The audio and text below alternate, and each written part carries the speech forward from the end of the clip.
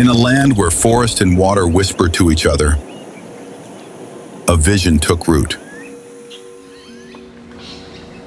Not to conquer nature,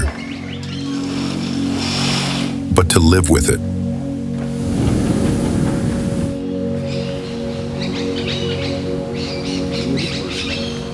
I'm Ben Nemini. I'm the director at Marker Architecture and the project architect for Ripple House, where we are today. Ripple House is on Pittwater in the northern beaches of Sydney.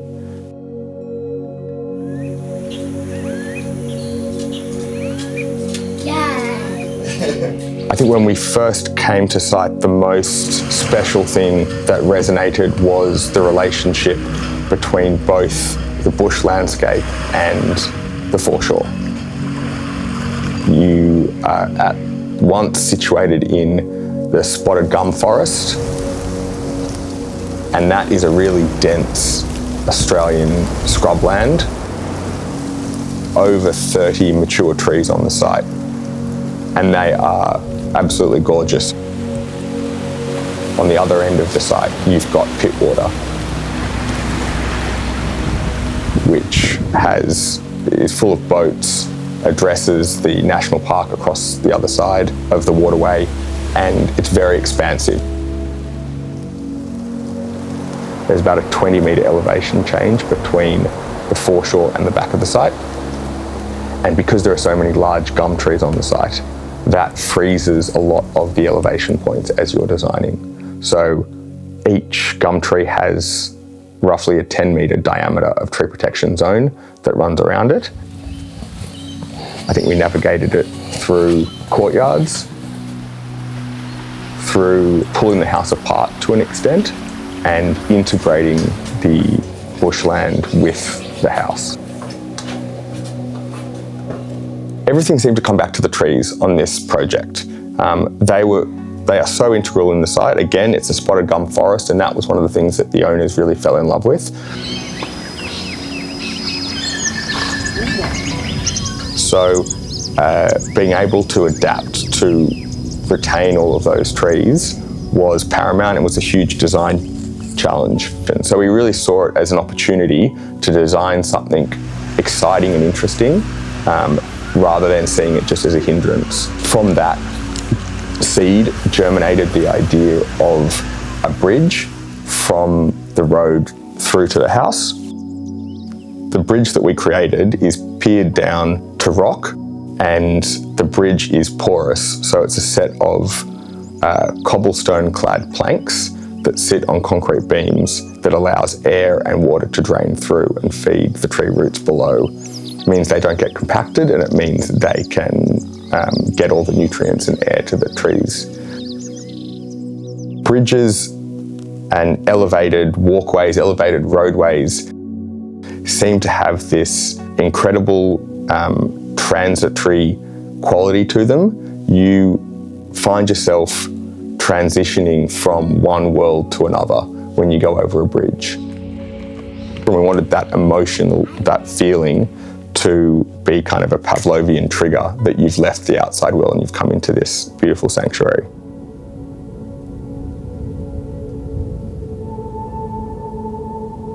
So as we go down those external stairs, in counterpoint to those strong concrete beams, the building feels like it's emerging out of the landscape. And that area that's emerging out of the landscape is clad with sandstone, which is the same material that you'd find 5 metres under the ground. And as we're going down those stairs, we have this sculptural curved wall that invites you into the front of the house.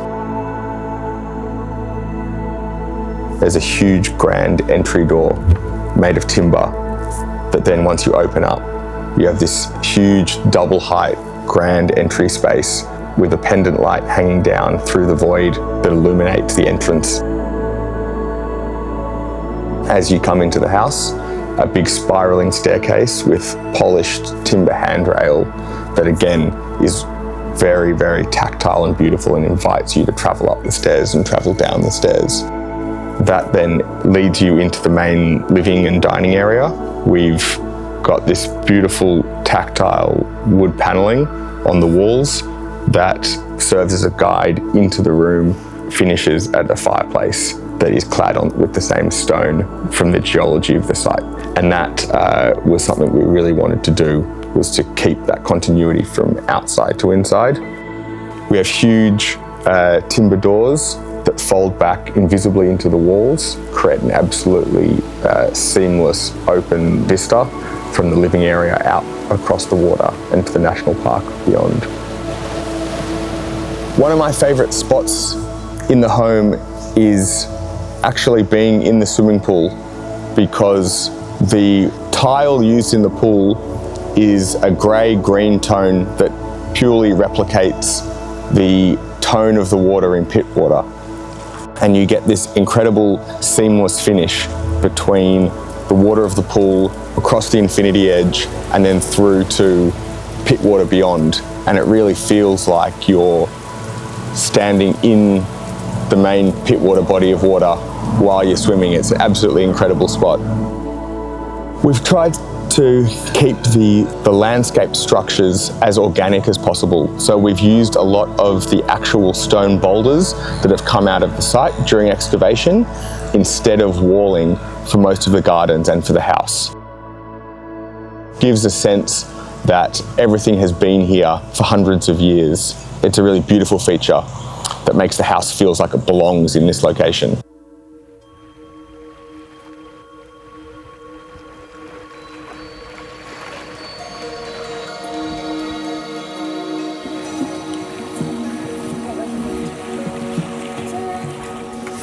We really wanted to treat the whole site as the home for this project. The notion of being comfortable in the environment and being enclosed in the environment was really important to ourselves and to the owners.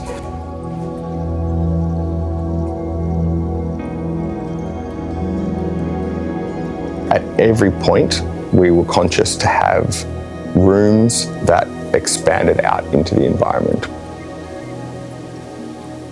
We really wanted to break down the idea of at what point you're in the house and at what point you're out in the landscape. We wanted them to converge.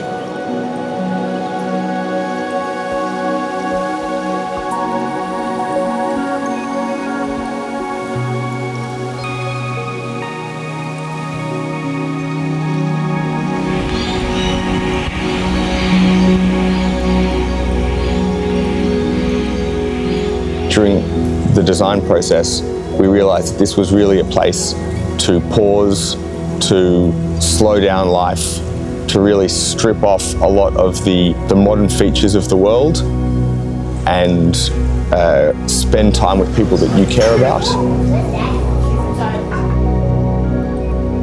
So the design philosophy of the house really became about trying to give people moments together.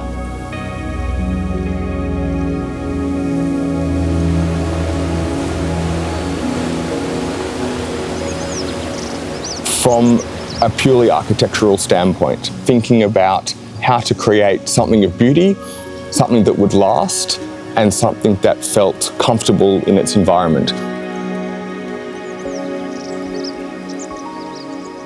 But I think as we've gone through working with the clients and working with this place, we've realized that the outcome is not about the built form, but it's about the impact that it has on the lives of its occupants.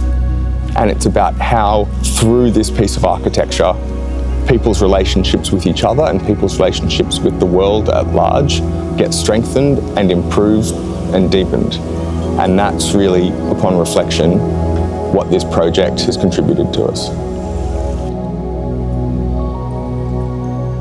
Years from now, I hope there are people enjoying this place, eating meals at its table, swimming in the pool, watching its view, playing with their own children, not knowing who built it or who designed it, but feeling that it belongs to this place and that it's inherent in the environment it exists in.